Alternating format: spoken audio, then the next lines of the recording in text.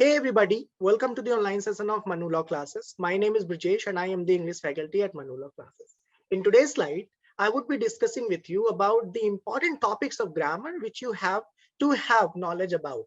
Okay, so इसमें बहुत सारे ऐसे topic होंगे, they will be tested explicitly and implicitly. So what I have done in today's session is, first we will be discussing about the topics which are predominantly mentioned in our books. On the other hand, we will be discussing about the associated topics which will be helping you through those topics which have been mentioned in your grammar book. So दो तरह की testing होती है, जरूरी नहीं है कि आपके सामने अगर आप टेंस या पैसिव पढ़ रहे हो और उससे क्वेश्चन आए, ऐसा साफ साफ नहीं लिखा होता है, but they have been incorporated somehow so that they can test you in that examination.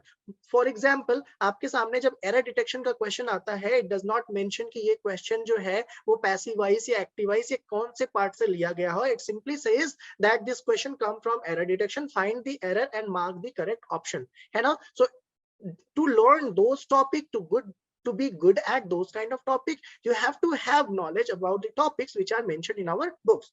So आइए शुरू करते हैं आज का लेक्चर, जिसमें कि हम सारे डिस्कस करेंगे प्रीवियस ईयर पेपर के ट्रेंड को, कौन कौन से ग्रामर टॉपिक वो प्रेफर करते हैं, साथ ही साथ कौन से ग्रामर टॉपिक को आपको पढ़ना चाहिए. At the end of this lecture I have listed some of the grammar prominent books of grammar which you can refer if you want to be very good at grammar. So let us begin today's session.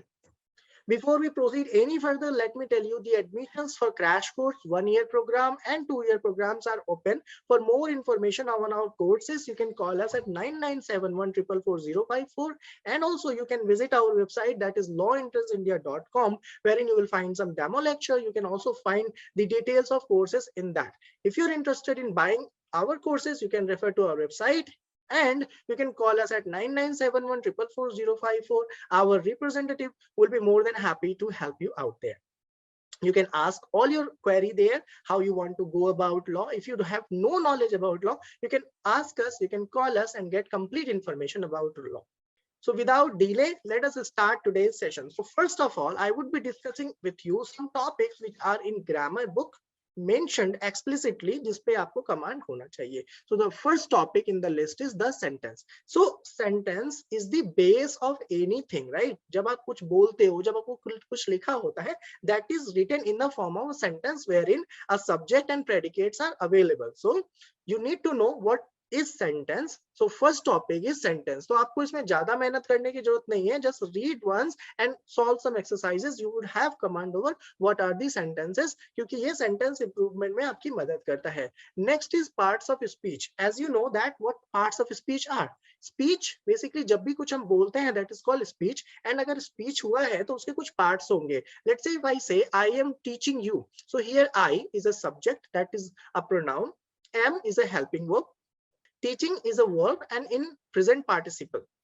Then you is an object. So this is way a speech is categorized. So जो सारे ही speech या कोई passage हो या कोई sentence हो, everywhere you will find this thing called parts of speech incorporated with the sentence. So generally ALET क्या करता है, दो तरह के questions ये बनाते हैं parts of speech में. First thing, they would ask you to match the parts of speech with correct uses. तो उसमें down एक word डाल दिया है previous year में, and what एक word डाल दिया है, well एक word डाल दिया है. And as you know कि English में एक शब्द के कई meaning हो सकते हैं. For instance, अगर एक word principal लिखा हुआ है, so principal का मतलब होता है प्रधानाचार्य. But if I ask you what is the principal goal of your life, so here the same spelling of the principal has been used, but with a noun, that is goal. So here principal goal means what is your main goal, right. तो यहाँ पे जो principal का मतलब प्रधानाचार्य होता है वो नहीं होगा, बल्कि मुख्य हो जाता है. So it totally depends upon the context कि किस कॉन्टेक्स्ट में कौन सा शब्द यूज किया गया है. इसीलिए एलेट इस तरह के मैच द कॉलम टाइप के क्वेश्चंस को बनाती है, जिसमें कि कुछ वर्ड दिए होंगे एंड उसके वेरियस यूजेस लिखे होंगे and you have to mark them in a specific time. So इसलिए you need to have proper command over parts of speech. दूसरा इसे टेस्ट करने का तरीका ये होता है, they would be giving you some sentences जिसमें नाउन का सब्जेक्ट के साथ अग्रीमेंट होना चाहिए, प्रोनाउन का वर्ब के साथ अग्रीमेंट होना चाहिए, and all these things are there. So error detection के माध्यम से भी ये टॉपिक टेस्ट किए जाते हैं। On the other hand directly भी ये टॉपिक्स टेस्ट किए जाते हैं। So in our book we have clearly mentioned how you can recognize the parts of speech, as well as there are sufficient number of questions जिसको आप practice करते हो तो आप confident आपका बढ़ता है। So noun, pronoun, adjectives, verbs, adverbs, preposition and conjunctions, they all are considered as parts of speech. Also articles are one of the part of speech. अब देखो अगर एक sentence लिया जाए I have a laptop, so here जैसा कि मैं बताऊं कि एक स्पीच के पार्ट्स को ही पार्ट्स ऑफ स्पीच बोला जाता है, तो आई यहाँ पे जो हो गया वो प्रोनाउन है, हैव जो है वो पॉजेसिव वर्ब है, जो है वो आर्टिकल है, एंड लैपटॉप जो है वो नाउन है। सो अगर हम आर्टिकल को पार्ट्स ऑफ स्पीच को से निकाल दे तो ये एक तरह का इनजस्टिस होगा। So that is why articles are called the ninth parts of speech. Ninth number का पार्ट्स ऑफ स्पीच जो है वो आर्टिकल है, जो कि कुछ बुक्स में साफ साफ लिखा होता है, एंड मोस्टली हमें पता होता है कि there are 8 parts of speech. तो ये सारे टॉपिक्स जो हैं that are from parts of speech जो आपको प्रैक्टिस करने होते हैं, जिसमें कि वेरियस एरर डिटेक्शन के क्वेश्चन पूछे जाते हैं वेरियस एग्जाम में। So you can refer to so many exams जिसमें कि बहुत सारे पूछे गए हैं, and you can find the questions there too. Now moving forward, that is tenses. Tenses play a vital role in your preparation. अगर मैं बताऊं, if you are not good at tenses you will struggle even in understanding what question is asking। लिखा रहेगा what does article say, आपको समझ नहीं आ रहा है कि does का मतलब तो present context में पूछा गया है, you may answer in a past context। So tense decides the time and accordingly you answer anything। So if you really want to be good at English, good at any section of English, you must know tenses। तो tenses को कैसे पढ़ना है ये आपको various books में mention करा गया है। If you are at Manu Law classes, you know that how I take the classes of tenses and confidently student learn it, right? So if you do not know tenses, तो सब कुछ छोड़ के सबसे पहले आपको tenses सीखने की जरूरत है, क्योंकि अगर आपको tenses नहीं आता, you will not be able to understand voice, you will not be able to understand narration। ये सारे के सारे integrated topic हैं अगर आपको tenses नहीं आता। So tenses, voice and narration, all these questions are very very important, है ना। सो देखो नरेशन से कैसे क्वेश्चन आपके सामने आ सकते हैं, नरेशन से भी दो तरह के क्वेश्चन दे में। सो प्रीवियस टेंस को देखते हुए एलेट एंड अदर एग्जाम में क्या करते हैं, they would give you a sentence जिसमें एक करेक्ट नरेशन को बताना होता है। सेंटेंस या तो डायरेक्ट फॉर्म में या इनडायरेक्ट फॉर्म में लिखा होता है। On the other hand AILET क्या करता है, पंक्चुएशन के क्वेश्चंस के को टेस्ट करने के लिए नरेशन के एग्जांपल लेता है। So you need to know कि कैसे पंक्चुएट होते हैं नरेशन के सेंटेंस, कहाँ पे कोटेशन मार्क लगाते हैं, पहले क्वेश्चन मार्क आता है, पहले कोट आता है। सो ये सारी प्रैक्टिस आपको बुक से करनी पड़ेगी। हम इस सेशन में इन टॉपिक्स को पढ़ा नहीं रहे हैं, मेक श्योर हम केवल आपको बता रहे हैं कि these are the topics that you need to have command over. On your request, अगर आपको ऐसा लगता है कि इन सभी टॉपिक्स पे पर्टिकुलर क्लास होनी चाहिए, you can comment in the comment section, हम उस पे भी कुछ करेंगे। All right, so moving forward, next topic is concord, that is subject verb agreement। This is also one of the most important topics of grammar, जिसमें कि subject का verb के साथ agreement बताया जाता है। So इसमें present indefinite tense and past indefinite tense सबसे ज्यादा महत्वपूर्ण है, क्योंकि उसी में बहुत सारी technicalities आती है, like when you use V1, when you use V5, when do you use do, does, and then V2, then did के साथ V1। So there are so many technicalities। On the other hand, there are various nouns जिसका verb के साथ agreement होना चाहिए। So when you read noun, you also connect with concord, right? So noun का भी concord से agreement होना चाहिए, क्योंकि nouns basically become subject and subject he noun के form में use करा जाता है, कभी pronoun के form में use किया जाता है। So these are integrated topic, I would say। Now moving on to the next point, that is question tag। Question tags क्या होते हैं? क्वेश्चन टैग्स वो होते हैं जब आप किसी को ये इंटेंशन से कि कुछ बोलते हैं जिससे कि सामने वाला रिप्लाई करे, या हम उसे कुछ चीज बता के एक्नॉलेज करा रहे हैं कि हाँ तुमने इस चीज को सुन लिया है, राइट। सो लेट अस से मैंने बोलूं कि आज बारिश हुई है ना, तो सामने वाला या तो हाँ या तो ना बोलेगा। So in our Hindi we frequently use this question tag. The same way English में भी इस टॉपिक को बहुत ही अच्छी तरीके से यूज किया जाता है। लेट्स से जज साहब ने आपसे बोला कि आपने पिछली बार डेट लिया था ना, सो हियर ना is the question tag. So you need to beforehand be ready about all the topics which are going to be part of your life in later, right? आगे जाके जब आप लॉयर बन जाओगे, ये सारे टॉपिक्स को आपको यूज करना होगा भले ही आप जानो या नहीं जानो, but if you are not good at tenses, जब आप कोई ड्राफ्ट करोगे, your grammar will be incorrect and that will lead to a different meaning. So इसलिए पहले से ही इसकी आदत आपको डाल लेनी है और इसी प्रिपरेशन के दौरान आपको अच्छा हो जाना है। All right, next is model auxiliary. Model auxiliaries क्या होते हैं? Model auxiliaries वो auxiliary होते हैं, they are not affected by tenses and time, they are different from the primary auxiliaries. तो model auxiliary में भी various kind of rules होते हैं, जिसमें कि आपको model auxiliary के passive को सीखो, model auxiliary के past को सीखो, फिर model auxiliary के past के passive को भी सीखना पड़ता है. So there are technicalities. All these topics have been clearly explained in our book which we have published through Manu law classes ने जो पब्लिश किया है, उस बुक में भी सारा कुछ मेंशन्ड है। अगर आप ऑर्डर करना चाहते हो, you can visit to our website और you can put your request on our WhatsApp, हम आपको वो बुक डिलीवर कर देंगे, whatever the cost are there.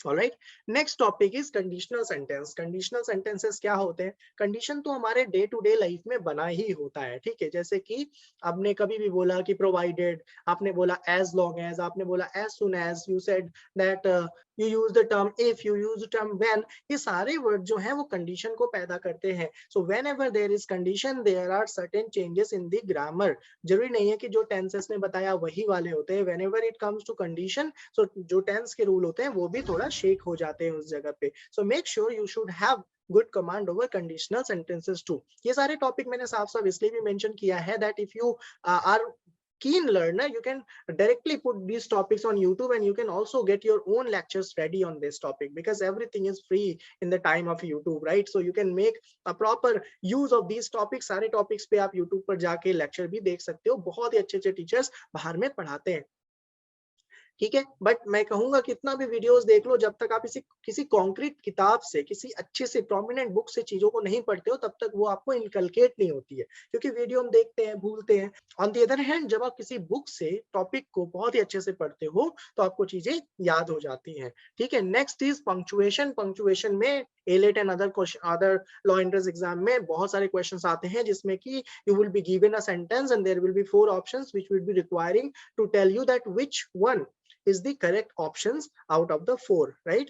And then 19th one is one of the famous topics of ALET body. 3 साल से लगातार वो फिगर्स ऑफ स्पीच से क्वेश्चन पूछ रहे हैं। हालांकि 2021 में उन्होंने बस एक क्वेश्चन को पूछा था, बल्कि 2018 में 2019 में इन्होंने करीब 5 क्वेश्चंस फिगर्स ऑफ स्पीच पे पूछे थे। इस टॉपिक को करने के लिए आपको क्या करना है? बहुत ही आसान है।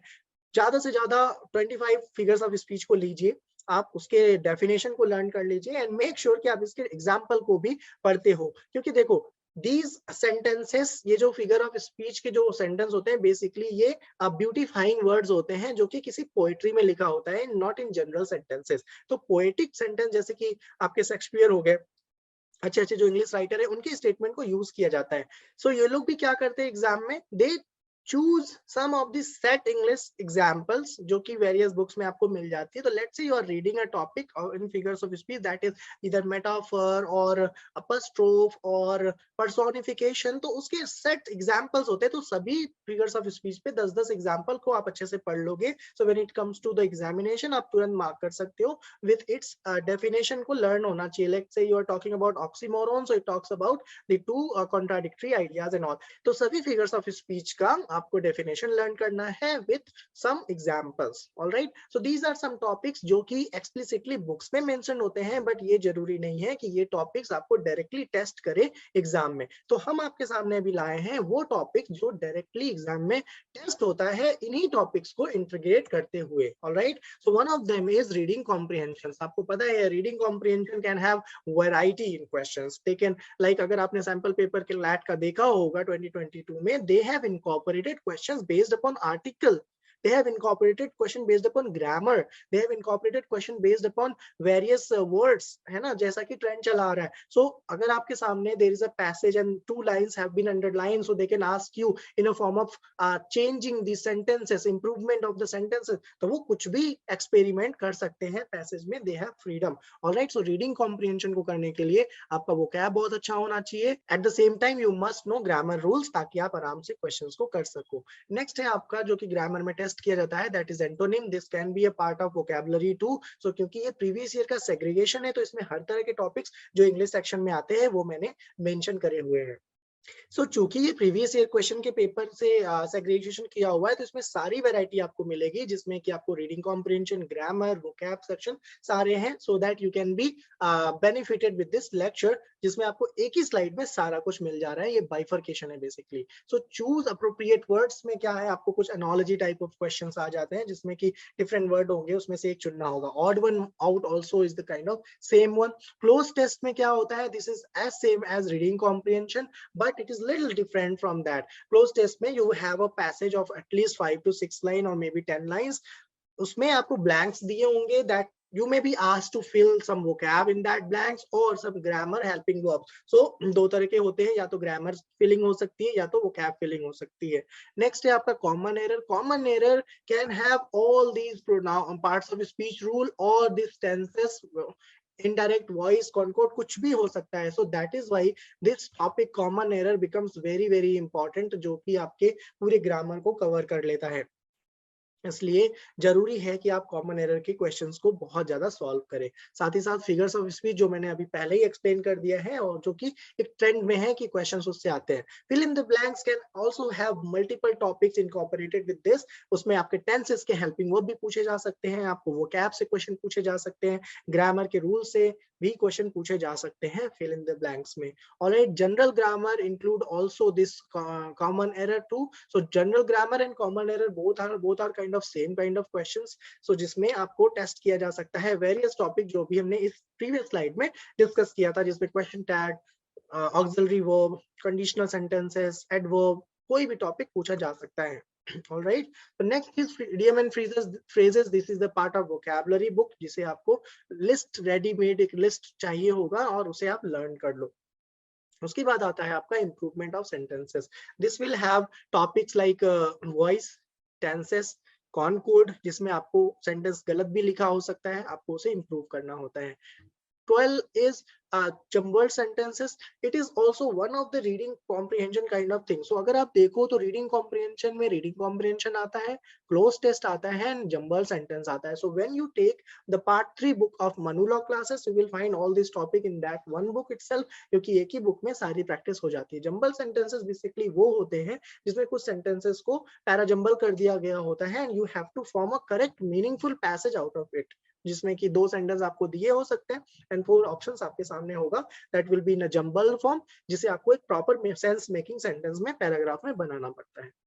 नेक्स्ट है मैच द कॉलम. मेज द कॉलम, जैसे कि मैंने आपको बताया, इसमें भी they can incorporate questions of parts of speech, जिसमें एक छोटा सा शब्द दिया होगा एंड वेरियस यूजेस, उसके डिक्शनरी मीनिंग एंड यूसेज के साथ में लिखा होगा. सो you need to some time find out कि इसके which is the phrasal verb, which is the noun, which is the adverb, which is the adjective in that form. So अगर आपको definition learn है सारे parts of speech के, और साथ ही साथ आपको vocab अच्छे से याद है, so match the column के questions आप कर सकते हो. नेक्स्ट है आपका पंक्चुएशन. पंक्चुएशन भी बहुत ही आसान है, ज्यादा से ज्यादा 14 to 15 पंक्चुएशन मार्क्स होते हैं. उनमें से 10 ऐसे होंगे जो आपको अच्छे से आते होंगे. उसके बाद कुछ डिफिकल्ट वाले भी होते हैं, जैसे कि आपका हाइफन में आ जाता है एम डैश, एंड डैश, तो डैश हो गया, हाइफन हो गया, इनके वेरियस यूजेस को आपको पता होना चाहिए. So you can, if you are referring to the book called Wren Martin, उसमें भी बहुत अच्छा समझाया हुआ है पंक्चुएशन के बारे में. On the other hand there are several books जिसमें ये चीजें डिस्कस करी हुई हैं, जो कि मैं अभी आगे की स्लाइड में कवर करूंगा. Next you have spelling mistake. Needless to tell you that it is a section from vocab. तो आपको जब भी आप न्यूज़पेपर वगैरह कुछ भी पढ़ रहे हो, so make sure that you are focused about spellings. तो अगर आप डिक्टेशन कर रहे हो तो स्पेलिंग को ध्यान से लिखना और देखना सीखो. Synonym on the other hand is also comes from the vocab section.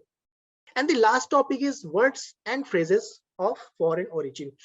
So ऐसे बहुत सारे शब्द हैं जो कि इंग्लिश में यूज किए जाते हैं, जो कि इंग्लिश से ना होके फ्रेंच से, जर्मन से एंड डिफरेंट कंट्रीज से होते हैं. क्यों? क्योंकि वो छोटे से शब्दों में बहुत बड़ी बात को कह देते हैं, इसलिए उसे रिप्लेस करना भी अभी तक किसी ने सही नहीं समझा, तो इसलिए वो यूज किया जाता है. जैसे कि suo motu, prima facie, carte blanche, and there are so many French words which are used, French and Latin words which are used in legal terminology. So ये सब आपको learn करना होगा, and you know all these topics have been mentioned in one book itself, that is from Manu Law Classes. तो ये सारे के लिए आपको different book refer करने की जरूरत नहीं है, अगर आप चाहो तो हमारी book को order कर सकते हो. So this is one of our books that is grammar part 2 है ये, यहाँ पे अगर आप देख सको तो. Part 1 is totally dedicated to vocab section. Part 2 is dedicated to grammar section. Part 3 is dedicated to reading comprehension, which has cloze test and parajumble in it as well. And the part 4, which is previous year solution. So all these 4 books will be helping you out. आपको कहीं और जाने की जरूरत नहीं है, इसी book से सारी प्रिपरेशन हो जाएगी इंग्लिश सेक्शन की. ऑन दी अदर हैंड आपको न्यूज़पेपर को साथ में लेके चलना पड़ेगा. नेक्स्ट है आपका बहुत ही प्यारा किताब है, that is objective general English, जिसे एस चंद ने पब्लिश करा हुआ है. डॉक्टर आर एस अग्रवाल की लिखी हुई किताब है. इसमें you can refer to a lot of vocabulary. On the other hand reading comprehension के बहुत सारे एग्जांपल्स आपको इसमें मिल जाते हैं, क्योंकि रीडिंग कॉम्प्रिहेंशन एक दिन में नहीं सीखा जा सकता at any case. So you need a practice book. So this is your one go solution for the reading comprehension also. आप इसमें इसे रेफर भी कर सकते हो. नेक्स्ट है आपका रेनन मार्टिन. इस बुक को आप अच्छे से पहचानते होंगे because you have been given this book in the class 10th itself. तो इस बुक में सारे ग्रामर्स के रूल हैं. If you are relying upon this book, that is also sufficient for grammar too. These are my favorite books, जिसमें कि आपका general English है, आप देख सकते हो सेम टॉपिक है but the color are different. The reason being that one of these is totally English in English, so this is English edition, and this one is English and Hindi, means bilingual vernacular edition, right? So if you are coming from ICSE board or CBSE board, you can refer to this English edition. It has in-depth knowledge of grammar rules. इस book से ज्यादा मैंने आज तक rules कहीं भी नहीं पाया है अब तक के बुक्स में जो मैंने पढ़ रखी है. सेम बुक सेम है ये भी, बट इसमें हिंदी और इंग्लिश दोनों में है. So students coming from state board और यूपी बोर्ड वो इस बुक को रेफर कर सकते हैं. सो आइए हम एक बार देख लेते हैं ध्यान से कि अभी तक हमने क्या डिस्कस किया है.